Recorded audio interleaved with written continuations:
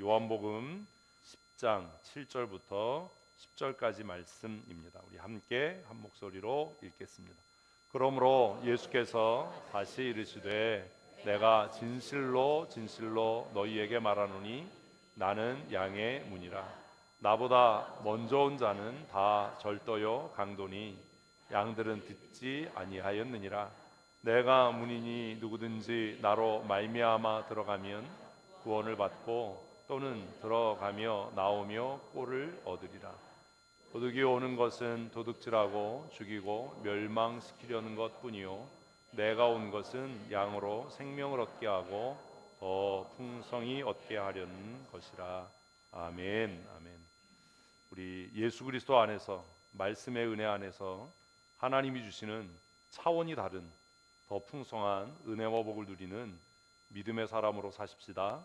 아멘. 우리 아멘한 성도들에게 하나님께서 이런 은혜와 복을 날마다 새롭게 충만하게 주실 줄로 믿습니다. 아멘. 우리는 관계 속에 살아갑니다. 하루도 관계를 떠나서는 살 수 없습니다.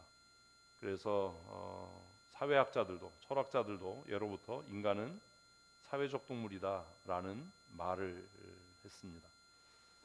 내가 누구냐를 어떻게 정의할 수 있을까요? 나는 어떤 사람인가? 그것이 어떻게 정의되고 어떻게 정리되지요? 관계 속에서요. 관계를 통해서 내가 어떤 사람인지 정리되고 정의되는 겁니다. 그래서 한번 잠깐 생각해 보셔야 합니다. 여러분 주위에 어떤 사람이 있는지, 또 그 사람들과 내가 어떤 관계를 맺고 있는지, 나를 만난 사람들은 나와의 관계를 통해서 어떤 은혜와 복을 누리고 있는지. 특별히 사회심리학자들은 인간을 두 종류로 구분을 하는데, 하나는 관계지향적인 인간이고 하나는 목적지향적 인간, 나쁘게 말하면 수단지향적 인간이라고 정의를 합니다. 관계지향적인 사람은 더 좋은 관계를 만들기 위해 애쓰고 희생하고 헌신하지요. 그리고 그 관계를 유지하기 위해 손해보는 일을 주저하지 않고 또 희생하는 일들을 아까워하지 않습니다. 그러나 목적지향적인 사람들 혹은 이기적인 사람들, 수단으로 관계를 맺고 살아가는 사람들은 이해관계가 틀어지면 혹은 또 자신의 그 별로 진리도 아닌 고집과 주장을 내세우다가 그 관계가 깨어지고 파괴돼서 처음에는 굉장히 밀접한 관계인 것 같고 매일 얼굴 보고 뭐 죽고 못 사는 관계인 것 같은데 시간이 조금 지나면 그 사람 참 이상해, 그 사람 이해가 잘 안 돼, 이래서 다 그 사람을 떠나게 되는, 혹은 또 그도 다른 사람을 목적으로 수단으로 삼아서 악용하고 착취하고 이용하다가 그 이용 가치가 떨어지면 그 관계를 등한히 하고 소홀히 하는 그런 사람들을 우리는 종종 봅니다. 어떤 대상에 대해서 그 사람을 기쁨의 대상이나 쾌락의 대상으로 삼는 것도 사실 목적지향적인 관계의 한 부분이겠지요. 여러분은 누구와 어떤 관계를 맺고 살아갑니까? 그 관계는 어떤 의미와 어떤 목적을 갖고 있습니까? 내가 어떤 사람과 관계를 맺고 있을 때 그 관계는 나에게 어떤 의미이고 또 나는 어떤 목적을 가지고 그 관계를 유지하고 있는가 하는 것에 대한 고민을 한 번쯤은 해봐야 합니다. 그 고민의 끝에 우리는 관계를 통해서 자신의 존재를 증명하게 되는 것이지요. 하나님께서는 성경에 나오는 인물들을 부르실 때 이 관계지향적 관계로 부르십니다. 그리고 그들이 살아가는 동안에 또 관계지향적인 삶을 살도록 명령하시지요. 우리가 대표적으로 잘 아는 것처럼 아브라함이 그러합니다. 하나님은 아브라함을 찾아오셔서 그와 언약을 맺으셨습니다. 언약을 맺으셨고 또 그로 하여금 그의 주변에 있는 모든 사람이 복을 누리도록, 너는 복이 될 거고 너로 말미암아 너를 만나는 모든 사람들이 복을 받게 될 거야. 아멘. 우리의 삶이 좀 이랬으면 좋겠는데요. 나를 만나는 모든 사람들이 나를 통해 하나님이 주시는 은혜와 복을 누리고 위로를 누리고 기쁨을 누리는 삶을 살 수 있다면 얼마나 아름다운 삶이겠습니까? 너를 내가 복을 주어서 경쟁을 통해 네가 승리하고 다른 사람을 짓밟고 너만 탁월하고 뛰어난 그런 유아독전의 삶을 살게 하는 것이 아니라 내가 너에게 복을 주어서 그 복이 너를 통해 모든 민족, 모든 열방에 흘러가도록 하겠다. 이것이 하나님께서 아브라함과 맺은 관계, 언약이었습니다. 그걸 통해 아브라함의 존재가 증명된 거지요. 아브라함은 어떤 존재입니까? 복 있는 사람입니다. 아브라함의 존재가 하나님과의 관계를 통해 증명된 겁니다. 그래서 그를 시기하고 그를 이기고 짓밟고 일어서려고 했던 사람도 찾아와서 내가 너를 보니까, 내가 당신을 보니까 당신은 어떤 사람이다? 복 받은 사람이다. 복 있는 사람이다. 그래서 나는 당신과 대적이 되기를 원하지 않고 두려워한다. 그러니 우리가 화친의 관계를 맺자라고 이야기하는 겁니다. 야곱도 그랬고 이삭도 그랬습니다. 오늘 예수 믿는 성도들의 삶도 그러해야 된다라고 저는 생각합니다. 하나님과 좋은 관계를 맺으십시오. 그리고 그 관계를 통해 우리의 존재가 세상 가운데 증명돼야 합니다. 여러분의 직장의 동료들이, 여러분과 사업적인 관계를 맺고 있었던 사람들이, 여러분을 수단으로 생각했던 사람들조차도 여러분을 만나서 관계를 맺음으로 뭐라고 고백할 수 있는, 당신은 하나님의 복받은 사람입니다. 옆에 분에게 한번 하실까요? 시작. 아멘, 아멘. 당신은 하나님의 복받은 사람입니다. 그래서 내가 당신 곁에 머물기를 원하고 당신과의 관계를 통해서 나도 그 하나님이 주시는 은혜와 복을 받기를 원합니다. 아멘. 이런 삶을 살아야 하는데 오늘날 적지 않은 그리스도인들이 관계를 깨고 깨어진 관계 속에서 살아가는 이유는 그 사람 처음에는 좋은 것 같았는데 만나고 시간이 갈수록 좀 이상해. 내가 손해보는 기분이야. 나를 이용하는 것 같아. 이렇다면 여러분과 하나님의 관계가 깨어졌기 때문입니다. 관계는 존재의 의미와 목적을 설명할 뿐만 아니라 내 자신이 어떤 사람인지도 나타내는 가장 강력하고 분명하고 확실한 방법입니다. 오늘 본문 말씀에서 예수님께서는 자신의 존재에 대한 두 번째 선포를 하십니다. 우리가 이 말씀을 생각하기 전에 먼저 생각해야 될 게 있습니다. 여러분은 예수 그분과 어떤 관계입니까?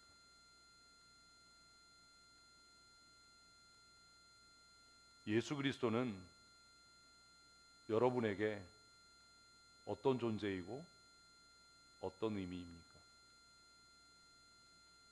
예수를 통해 발견되는 나는 어떤 사람입니까? 왜 예배하지요? 다른 거 다 잊으셔야 돼요. 지금까지 알고 있던 거 다 머리를 비우고 지금 서론을 굉장히 길게 이야기했는데 그 들은 서론의 근거에서 생각하셔야 됩니다. 왜 예배합니까? 예수 그리스도와의 관계 때문 아닙니까? 하나님과의 관계 때문 아닙니까? 그렇다면 내가 예배하는 그 예배의 태도가, 예배하는 마음가짐과 예배하는 자세가 뭘 증명하는 거예요? 그분과의 관계를 증명하는 것 아닙니까? 그리고 그것이 나의 존재에 대한 증명 아니겠습니까? 여러분에게 예수 그리스도는 어떤 분입니까? 우리 찬송했잖아요. 응? 예수님은 누구신가?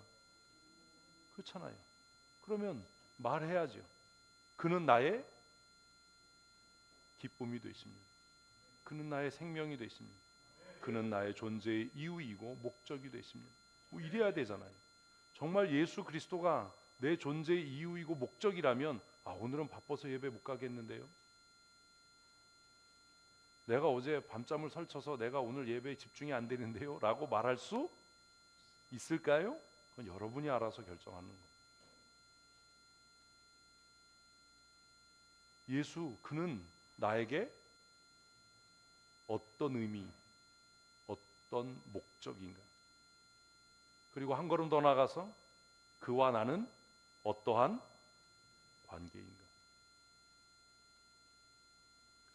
우리는 어제 예레미야를 묵상하면서 정말 찌질하고 저급하고 저열하고 한심스러운 한 인간을 봅니다. 그는 사회적으로 신분이 왕이었습니다. 하나님이 두렵지 않았던 것이 아닙니다. 하나님이 두려웠습니다. 그래서 예레미야를 비밀리에 불러서 예레미야에게 하나님의 말씀을 묻습니다. 하나님을 두려워하고 하나님의 말씀을 궁금해하는 그가 왜 저열한 인간인가? 그는 스스로 고백합니다. 내가 하나님의 말씀을 듣기를 원하고 하나님의 징계가 두렵다. 그러나 나는 그 하나님의 말씀보다 이미 항복하고 포로로 잡혀간 유다인들이 더 두렵다. 유다인들이 두려운 이유는 그들이 나를 조롱할까 봐이다. 결국 뭐가 두려운 거예요? 아니요, 자기 자신이 두려운 거예요. 사람이 두려운 게 아니에요. 사람들의 조롱, 사람들의 비난, 그것이 두려운 거예요.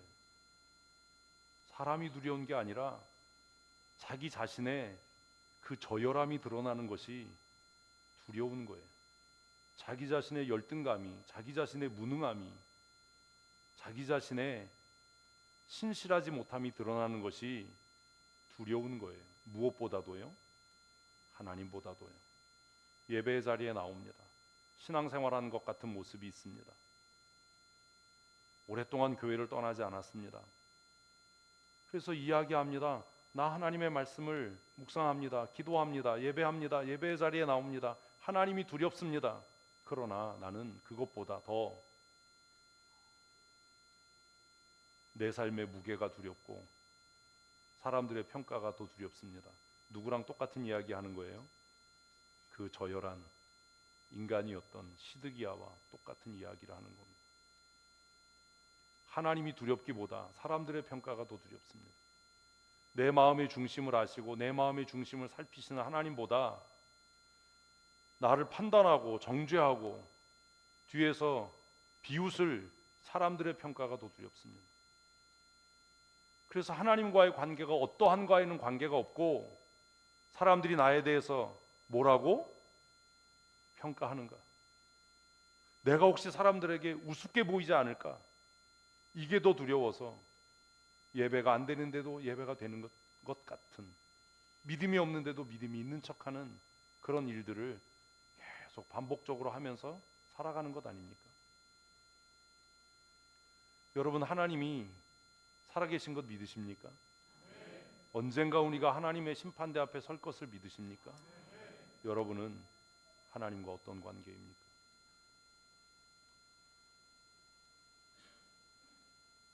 뭐라고 정의할 수 있겠습니까? 예수 그리스도, 그분은 여러분에게 누구입니까? 예수님께서는 오늘 본문 말씀 7절에서 자기 자신의 정체를 명확하게 설명합니다. 뭐라고요? 나는 양의 문이다. 이 본문에도 진실로 진실로가 두 번이나 반복돼서 이것은 변경될 수 없는, 취소될 수 없는, 대체될 수 없는 참 진리이다. 그 진리가 뭐냐 하면 나는 양의 문이라는 것이다 라는 겁니다. 오늘 본문을 읽은 사람이라면 예수 그리스도가 누구입니까? 라는 질문에 대해 우리는 한결같이 뭐라고요? 양의 문이십니다.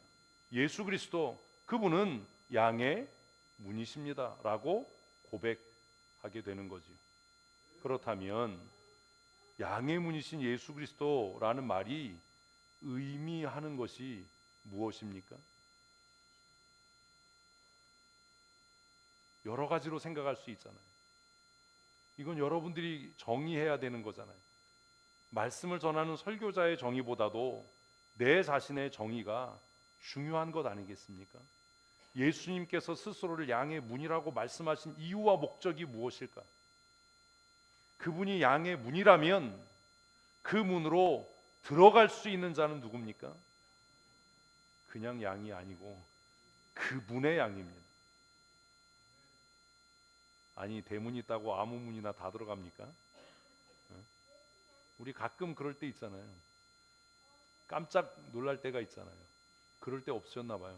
남의 집 문 앞에서 비밀번호 누르고 문 안 열린다고. 그런 경험 없어요? 한 번도? 나만 그런 거예요? 왜 안 열리지? 다행히 안에 아무도 없었으니까 괜찮지. 안에 있는 사람은 얼마나 놀랬겠어요. 예수님께서 스스로 나는 양의 문이다 라고 말씀하실 때, 그렇다면 우리는 우리 자신에게 나는 그분의 양인가 를 먼저 생각해야 되잖아요. 그것이 예수 그리스도와 나와의 관계 아닙니까? 여러분은 예수 그리스도의 양이십니까? 왜 김 빠진 아멘을 하시? 이거 뭐 아멘 한다고 해결될 건 아니고, 여러분이 어떻게 살아왔는지를 돌아보면 여러분 스스로 정직하게 답할 수 있을 겁니다. 내가 정말 예수 그리스도의 양이라면, 내가 예수 그리스도의 양인 증거는 뭐예요? 거봐요, 안 되잖아요. 그 문으로 들어가고 있는 거예요. 예? 내가 그리스도의 양이라면 어떻게? 그 문으로 들어가고 있는 거예요. 이게 검증돼야 내가 그리스도의 양인 겁니다. 내가 그 문으로 들어간다라는 것이 그러면 무엇이겠습니까? 이것도 고민해야 되잖아요. 그리고 스스로 답해야 되잖아요. 주님, 내가 주님의 양입니다. 그래서 나는 내 양의 문이신 그리스도에게로 들어갑니다. 어떻게 들어가고 있는데? 라고 물으신다면 지금 이 순간에는 우리는 뭐라고요? 영과, 그냥 예배가 아니고 영과 진리로 예배합니다. 내 모든 인격으로 온 힘을 다해 신명기의 말씀처럼 마음을 다하고 뜻을 다하고 힘을 다하고 생명을 다해서 하나님을 예배합니다. 아멘. 이게 내가 하나님의 양인 증거입니다. 이건 속일 수 없는 거예요. 나는 그 양의 문으로 들어가는 주님의 양입니다. 일상의 삶에서, 직장에서, 가정에서 나는 주님의 음성을 듣고 주님이 나를 이끄시고 인도하시는 방식대로 살아갑니다.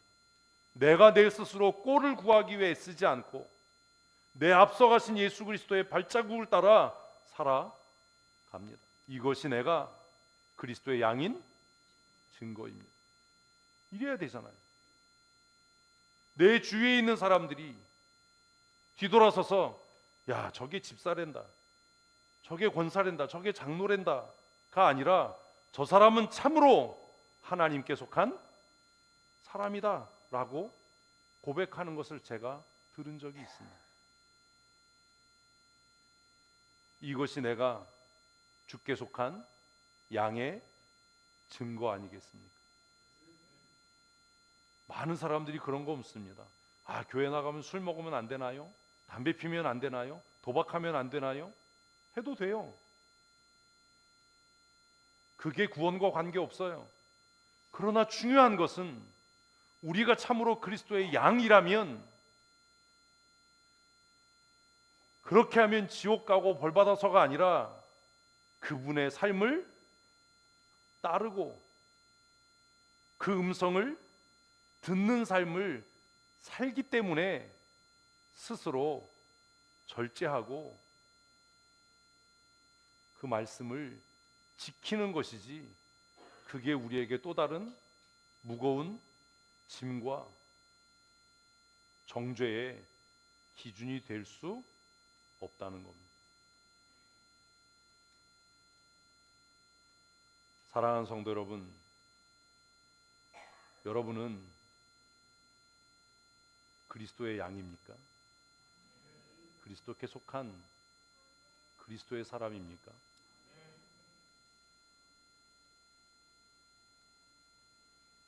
우리가 그리스도께 속한 그리스도의 사람이라면 구절의 약속이 우리의 삶에 자연스럽게 이루어질 겁니다.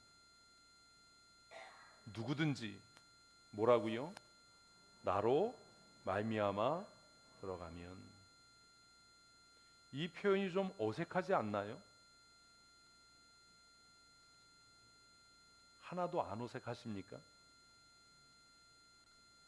나로 말미암아 들어가면. 말미암아라는 단어는 적당하지 않습니다. 여러분 집에 들어갈 때 어떻게 들어왔어? 그럼 문으로 말미암아 들어왔어? 이러나요? 뭘 통해? 문을 통해 라고 이야기해야겠죠. 문 열고 들어왔어. 우리가 아는 그 웃긴 말 중에 하나가 문 닫고 나가라잖아요. 나갈 때 문 닫고 나가. 문 닫고 어떻게 나가요? 나가서 문 닫아야지. 재미없어. 나로 말미암아라는 단어가 굉장히 불편하고 사실은 거슬리는 단어입니다.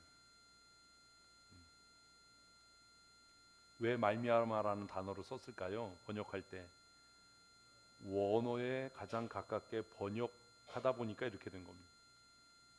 그 원어에서 이야기하는 이 말미암아가 뭐예요?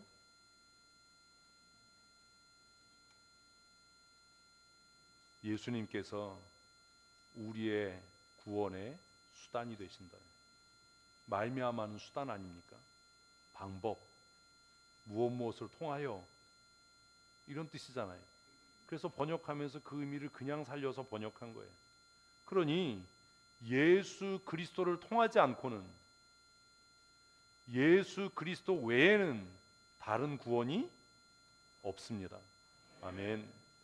예수 그리스도로 말미암아라는 말은 내가 죽고 예수 그리스도께서 내 안에서 사시는 것을 의미합니다. 내가 뭐 예수 믿어 이게 아니에요. 난 예수 믿어, 나 교회 다녀, 나 어려서부터 모태신앙이야, 내가 교회 집사고 장로고 권사야, 그 얘기를 하는 게 아닙니다. 예수 그리스도가 내 안에서 뭐 하고 있는가? 살고 있는가? 예수님이 사는 걸 어떻게 알아요? 내 판단, 내 결정, 내 말, 내 행동의 주체가 누구인가? 그렇다면 교회에서 싸울 일이 없잖아요. 굳이 우리가 뭐 하나입니다, 뭐 이런 주제를 내세울 이유도 없잖아요. 하나가 됩시다라는 말이 이미 전제하고 있는 건 뭐예요? 하나가 아니라는 거 아닙니까? 우리는 하나입니다라고 목 놓아 부르짖어야 하는 이유는 아직도 하나가 아닌 사람들이 있기 때문 아닙니까? 구호를 외친다고 해서 하나가 될 수 있겠습니까? 교회가 하나 될 수 있는 유일한 방법은 우리 모든 성도들이 예수 그리스도 안에서 예수 그리스도로 말미암아 예수 그리스도로 인하여 사는 것입니다. 그래서 누가 말하려면 하나님께서 말씀하시는 것 같이 하고, 누가 무언가를 행하려면 하나님이 공급하시는 능력으로 하는 것 같이 하라. 아멘. 성경은 그렇게 이야기합니다. 여러분의 말은 하나님의 말씀과 같습니까? 아니잖아요. 우리의 말을 듣는 이가 아우, 저 집사님의 말은 성경하고 딱 맞아. 정말 하나님이 말씀하시면 저렇게 말씀하실 거야. 이렇게 생각이 되던가요? 저 권사님의 말은, 저 장로님의 말은 우리가 알고 있는 성경과 딱 일치해. 목사님이 가르치신 말씀과 일치해. 하나님이셔도 저렇게 말씀하셨을 거야 라고 인정됩니까? 왜 그게 안 되는지 아세요?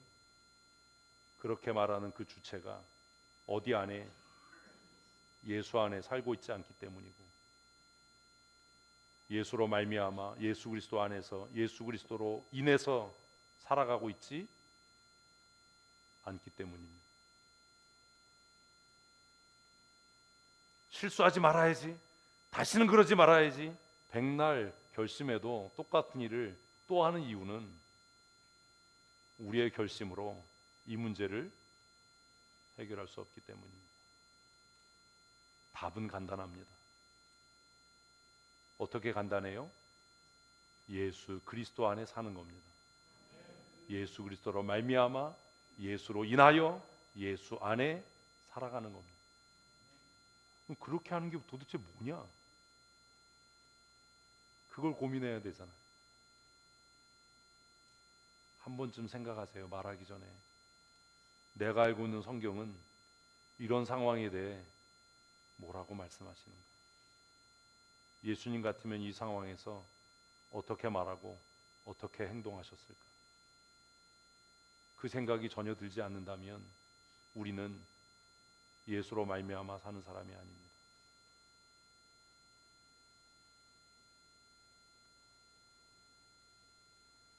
그 다음에 나오는 말씀도 우리를 고민하게 합니다. 뭐라고요? 나로 말미암아 들어가면 도대체 어디로 들어간다는 거지요?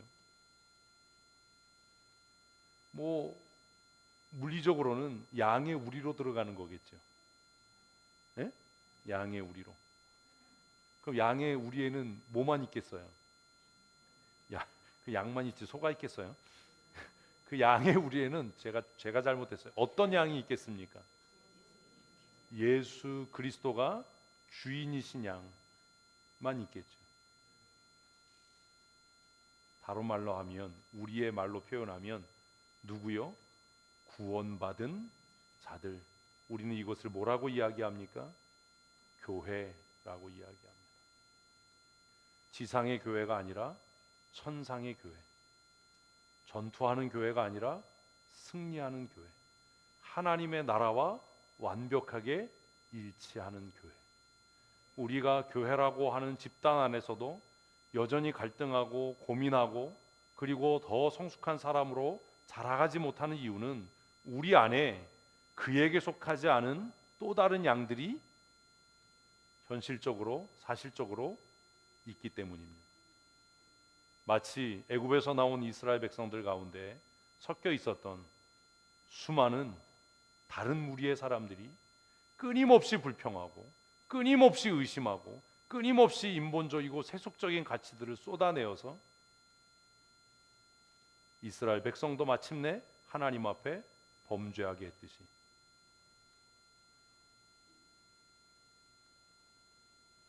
우리가 하나님의 말씀을 읽고 묵상하고 그 말씀 가운데 거하기 위해 힘쓰고 애써야 하는 이유는 우리는 아직 완전하게 하나님 나라에 이르지 못했기 때문입니다. 교회는 그래서 하나님 나라가 이 땅에 임하는 날까지 스스로와 싸우는 존재입니다. 어렵지 않으시죠? 예수 그리스도로 말미암아 그 문을 통해 들어가는 자들은 구원을 얻고 누리는 삶을 살게 될 겁니다. 돌아보십시다. 이제 7월의 마지막 주일입니다.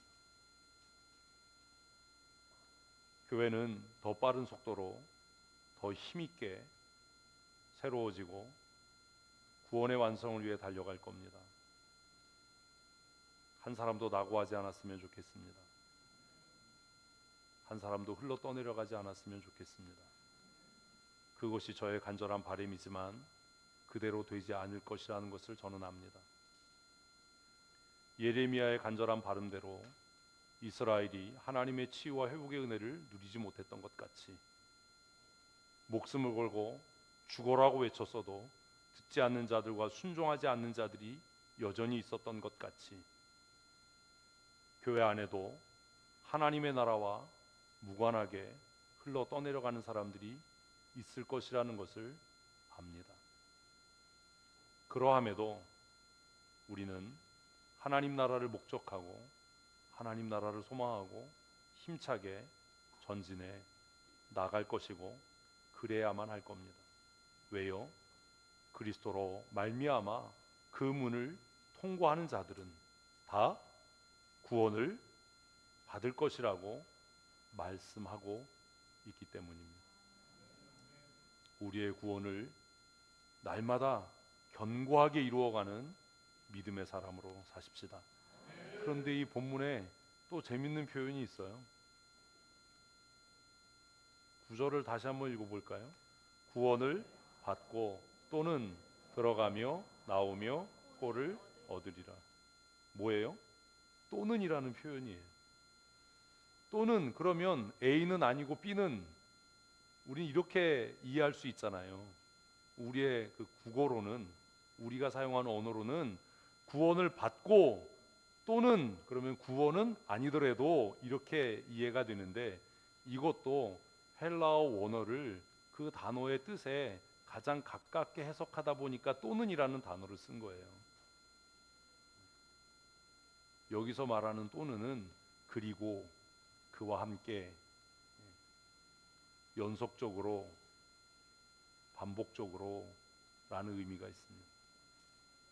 그래서 예수 그리스도를 통해 그 문으로 들고 나는 자들은 첫째 무엇을 받고 구원을 받고 그것과 더불어 또 연속적으로 반복적으로 무엇을 누리게 된다고요?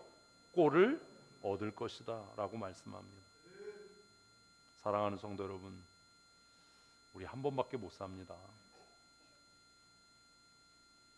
그리고 그 삶은 그렇게 길지 않습니다. 그 한 번밖에 살지 못하는 그 짧은 인생, 그리고 그 길지 않은 인생을 살아가면서 수고와 슬픔뿐인 인생을 사시겠습니까?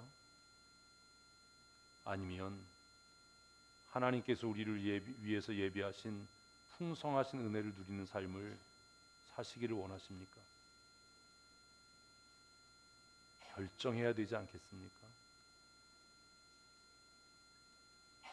예수님께서 나는 양의 문이고 양의 문인 나를 통해 들고 나는 자들은 하나님 나라 구원을 얻고 누릴 뿐만 아니라 그의 삶 전체를 통해서 풍성한 꼴을 얻게 하겠다라고 약속하셨는데 여러분 이 말씀을 믿으십니까? 다시 묻습니다. 여러분은 그 풍성한 꼴을 지금 누리고 있습니까? 존경받는 사람으로 사십니까? 건강합니까? 형통한 삶을 살고 있습니까? 존경받고 경쟁력 있는 삶을 살고 있습니까? 경제적인 어려움은 없습니까?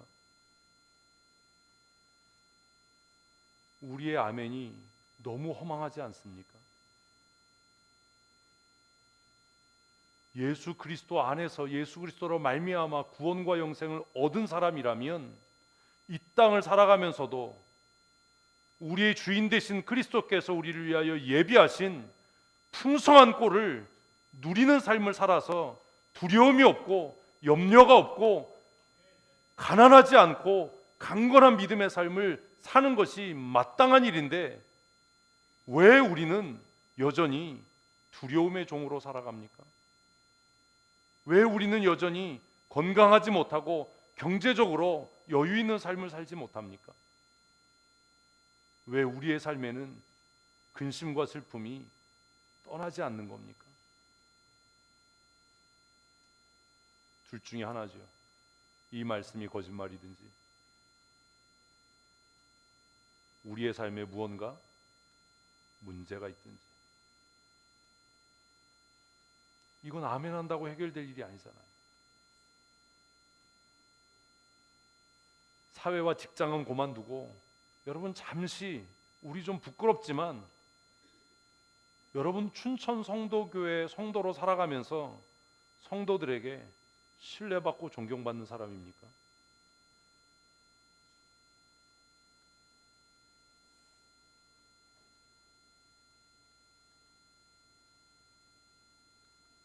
춘천 성도교회의 직분자로 집사와 권사와 장로와 진장과 주일학교 교사로 목사에 신뢰받는 사람입니까?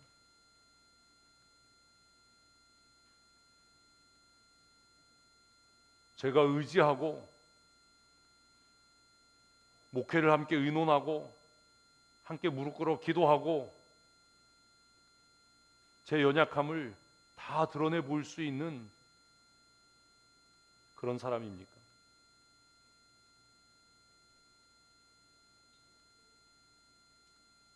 우리 교회에서 영적인 존재감이 있는 사람입니까? 여러분의 말은 권위가 있습니까?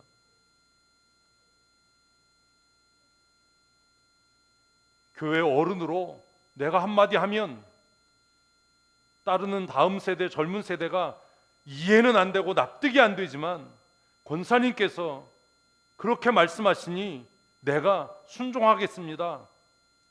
이런 권위가 여러분에게 있습니까? 그렇지 않다면 우리의 아멘은 너무나 허망하지 않습니까?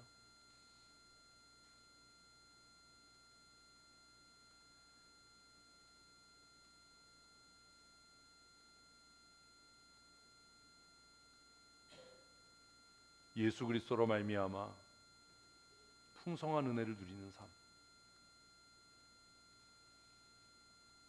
구원 얻고 천국 가는 게 전부가 아니라 그 구원과 그 천국의 소망이 허구가 아니라 참되고 실질적인 실존이라면 죽어서 가는 천국이 아니라 이 땅을 살아가는 동안에도 독수리가 날개치며 올라감 같은 강건함과 믿음의 담대함과 신뢰와 존경받는, 강건해서 병들지 않고 피곤치 않고 무엇이든지 맡겨주시면 제가 탁월하게 감당할 수 있습니다라고 자신 있게 고백할 수 있는 믿음의 사람이어야 하지 않습니까? 올해를 시작하며 우리는 갈렙의 믿음에 대해서 생각했습니다. 내 나이가 80이 넘었지만 내가 젊었을 때 40대와 비교해서 전혀 내가 노쇠하지 않아서 지금도 전쟁을 감당할 능력이 나에게 있으니 그날에 내게 약속하신 이 산지를 내게 주십시오 라고 요구했던,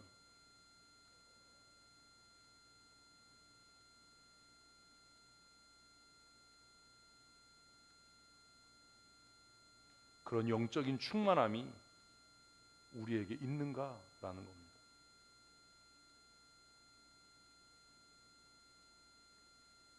예배도 감당이 안 되고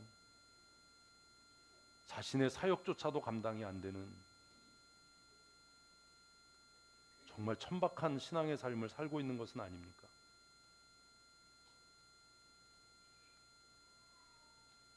예배가 감당이 안 되는데 무슨 영적인 싸움이 감당이 되겠습니까?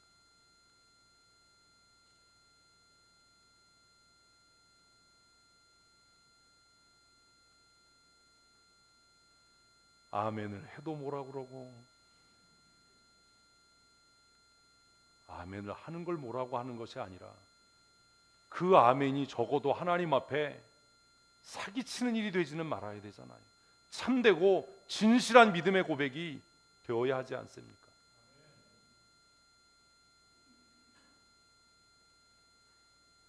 내가 양의 문이다. 누구든지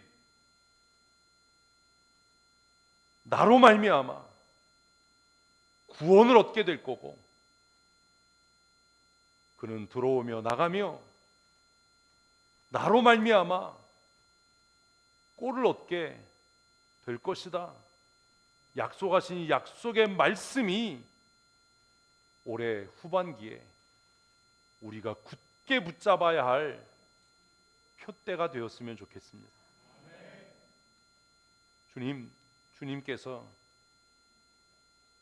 나의 양의 문이십니다. 나로 말미암아 들고 나는 자들은 구원을 얻고 풍성한 꼴을 얻는 삶을 살겠다고 약속하셨는데, 이 약속이 공허한 외침, 활자로 갇혀진 하나님의 죽어있는 말씀이 아니라 내 삶을 존재하고 살게 하는 은혜와 능력이 되게 하여 주시옵소서. 그렇게 고백해야 되지 않겠습니까?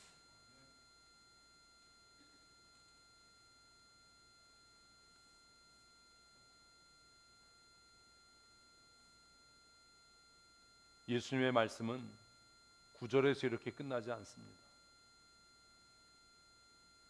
예수님은 오늘 본문 10절 말씀을 통해 자신이 온 목적을 명확하게 설명합니다. 우리 함께 읽어보십시다. 도둑이 오는 것은 도둑질하고 죽이고 멸망시키려는 것뿐이요, 내가 온 것은 양으로 생명을 얻게 하고 더 풍성히 얻게 하려는 것이라. 아멘. 도둑이 오는 목적은 뭐라고요? 죽이고 멸망시키는 거예요. 이것만 보면 지금 내 삶의 주인이 누군지를 명확하게 알 수 있지 않습니까?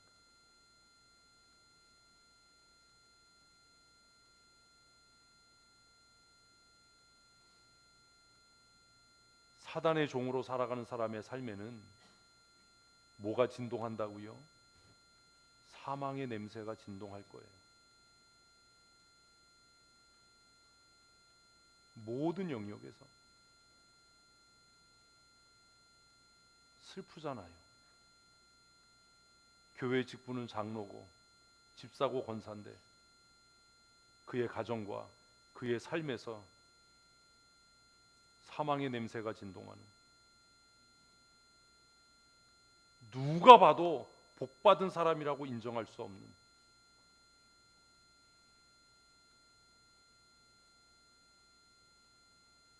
뭐가 잘못된 거 아닙니까?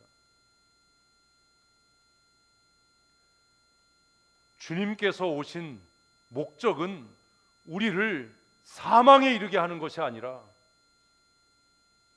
양으로 생명을 얻게 하고, 아멘, 아멘. 그리고 더 나아가 더 풍성히 얻기에 하기 위함이라고 말씀합니다. 8월부터 이 7월의 마지막 한 주간을 보내고 새로운 달 후반기 8월을 시작하면서 우리의 삶과 우리의 가정에서 더 이상 사망의 냄새가 진동하지 않도록 예수 그리스도로 말미암아 얻는 생명이 우리 안에 충만하되 더 풍성케 되는 은혜와 복을 누리는 성도들이 되십시다. 말씀드린 대로 우리 모두가 그렇게 살지는 못할 겁니다.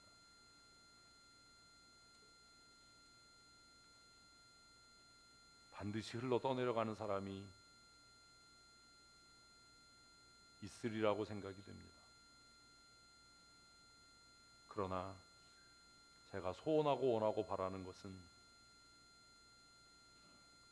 우리 모두가 그리스도 안에서 그리스도로 말미암아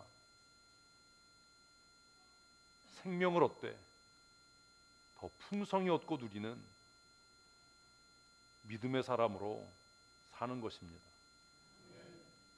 우리의 병든 육체가 예수 그리스도로 말미암아 강건케 되는 은혜를 주실 줄로 믿습니다. 우리의 자녀들이 형통하게 되고 경제적으로 어려움 당하지 않는 그런 은혜의 삶을 살기를 소원합니다. 아멘. 아멘 하셔야 됩니다. 아멘 하는 게 뭐가 어려워요. 그런 소원이 없어서 아멘이 안 되는 거라면 이건 해보나 마나한 싸움 아닙니까?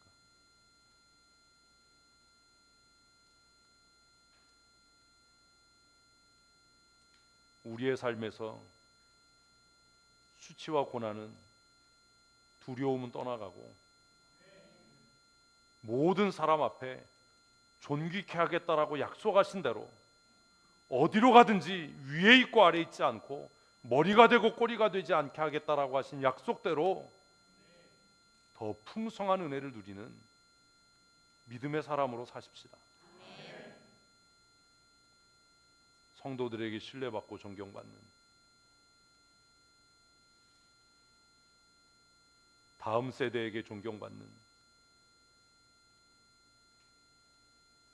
영적인 거장이 되는 그 믿음의 사람이 되십시다. 그러기 위해 예수 안에 거하십시오. 예수로 말미암아 사십시오. 예수 그리스도의 은혜와 능력을 힘입어 사는 믿음의 사람들이 다 되십시다. 우리 후반기에는 올해 표대로 청년 신앙으로 독수리가 날개치며 올라감 같은 그런 강력함으로 걸어가도 피곤치 않고 달려가도 곤비치 않는 그런 믿음의 사람으로 사십시다. 우리의 입에서 힘들다, 어렵다, 못하겠다가 아니라 할 수 있습니다 하면 됩니다. 주님께서 사용하실 겁니다. 이루실 겁니다 라고 고백하는 믿음의 사람들이 되셨으면 좋겠습니다. 주님께서 오신 목적대로 내가 온 것은 양으로 생명을 얻게 하고 더 풍성히 얻게 하리라 하신 약속이 우리 모두의 삶을 통해, 우리 각자의 가정을 통해 이루어지고 성취되는 그런 은혜를 주시기를 간구합니다. 아멘. 하나님, 우리는 연약합니다. 입술로는 예수 그리스도를 구주로 고백하면서도 여전히 우리는 죄와 짝하여 살아가고 죄의 종로로 타며 살아갑니다. 하나님, 우리의 연약함을 긍휼히 여기시고 우리의 가치관이 변화되어지게 하시고 우리의 인생이 새로워질 수 있도록 주님 은혜 내리고 주시옵소서. 하나님의 말씀을 지키며 순종하지 않아 우리가 고난의 떡을 먹습니다. 하나님, 우리의 심령이 메말라갑니다. 우리의 삶의 기쁨이 사라지고 두려움과 슬픔과 좌절이 우리를 짓누르고 우리의 삶의 왕노릇합니다. 하나님, 하나님이 주신 은혜를 우리가 잊어버려서 쓴물을 마시며 고달픈 인생을 살아갑니다. 우리의 인생에 쉼이 없고 우리의 인생에 기쁨이 사라져버린 그 씁쓸한 인생을 살아가면서도 여전히 양식 아닌 것을 위하여 은을 달아주며 하나님, 물이 없는 웅덩이를 파고 가란 인생을 살아가는 우리의 미련함과 악함을 긍휼히 여기시고 이제 입술로 주여 주여 고백하는 자가 아니라 예수 그리스도 안에서 예수 그리스도로 말미암아 예수 그리스도를 인하여 새 생명의 은혜를 누리는 믿음의 사람이 되게 하여 주시옵소서. 하나님의 약속의 말씀을 붙잡고 그 말씀 따라 순종하며 살아갈 때에 아무 음성도 들리지 않고 손에 만져지는 것 없고 보여지는 것 없을지라도 하나님, 한 걸음 한 걸음 더디고 느리지만 믿음의 선한 싸움을 싸우며 살아갈 때에 우리의 육체로부터 모든 질병이 떠나가게 하여 주시옵소서. 연약함이 떠나가게 하여 주시옵소서. 우리의 심령이 강건케 되게 하소서. 이제 하나님, 마귀의 종로로 타며 죄의 종로로 타며 살아가지 아니하도록 주께서 은혜를 내리워 주시옵소서. 약속하신 대로 하늘 문을 여시고 쌓을 곳이 없는 은혜와 복을 더하심으로 경제적으로 어려움 당하는 삶 살지 않게 하시고 복의 통로로 베풀고 꾸어주며 나누어주는 삶을 살게 하여 주시옵소서. 우리의 인생에 쉼이 있게 하시고 우리의 삶에 하나님이 주시는 참된 기쁨과 만족과 안식이 날마다 충만케 되며 새로워지게 하여 주시옵소서. 하나님 나라를 소망하며 살아가는 과정에 하나님 나라를 누리며 맛보는 삶 살게 하여 주시옵소서. 짧은 인생 살아가며 손가락질 당하고 천대받는 삶을 살지 않게 하시고 존경받고 인정받고 신뢰받고 하나님 모든 사람에게 하나님의 유익과 하나님의 덕을 끼치는 복의 통로로 쓰여지게 하여 주시옵소서.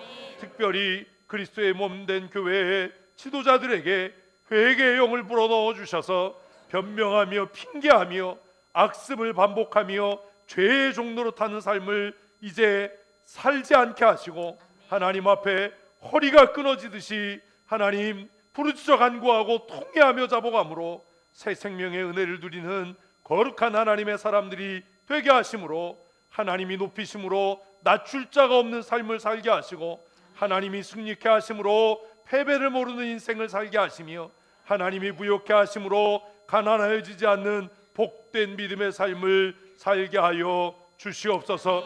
우리의 삶을 주께 의탁하오니 성령 하나님 우리의 삶을 주장하여 주시고 다스려 주셔서 돈의 종으로 명예의 종로로 타는 삶 살지 않게 하시고 쾌락을 따라 살아가는 어리석고 미련한 자로 살아가지 아니하도록 주께서 은혜와 회복의 은총을 내리워 주시옵소서.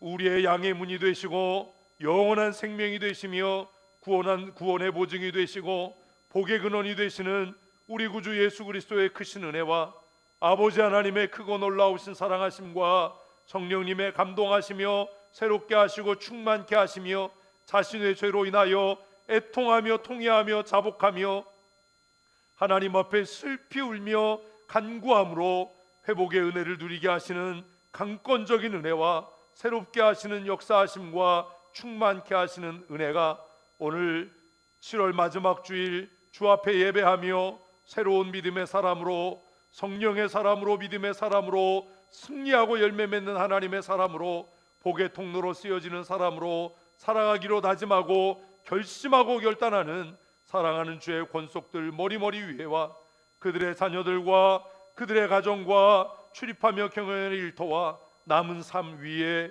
영원토록 함께 있을지어다. 아멘.